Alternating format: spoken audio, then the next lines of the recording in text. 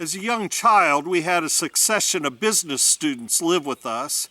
Each lived rent-free in our basement, owing only babysitting during many dinner and cocktail parties in the early 60s.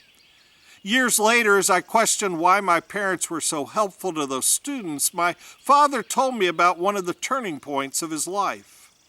My father's father was a stockbroker through the Depression in Lexington, Kentucky. They had enough, but not nearly as much as their circle of friends. In 1935, my father graduated high school at the age of 16 and worked for a year at the brokerage firm.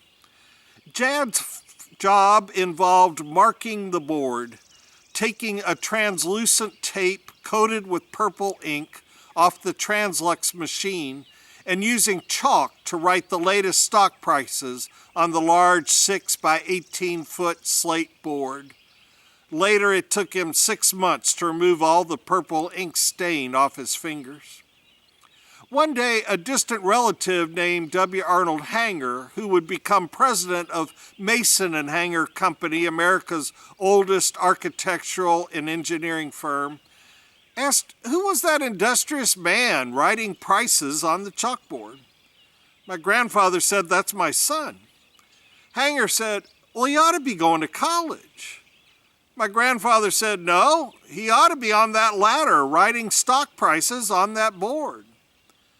With permission, Mr. Hanger met with my father and offered to lend interest-free the money he'd need if he attended his alma mater, the Wharton School of Business at Penn.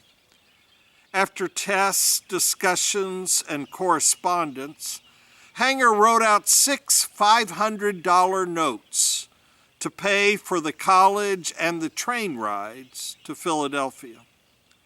At Wharton, Dad had campus jobs much of the time and was awarded a 50% academic scholarship the last 2 years. And within 3 years, Dad paid off the $3,000 he owed Arnold Hanger. He would say, "His generosity gave me both a superior education and an example of a generous yet practical spirit, which I have valued always." Spider-Man Peter Parker said, "With great power comes great responsibility." And Jesus said, "To whom much is given, much will be required."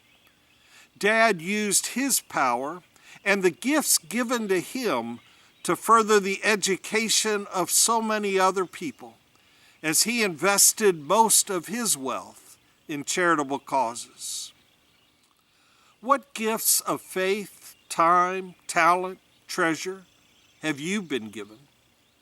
What is a major turning point in your life? Who played a part in that turning point? How do you share and invest your gifts to improve this world?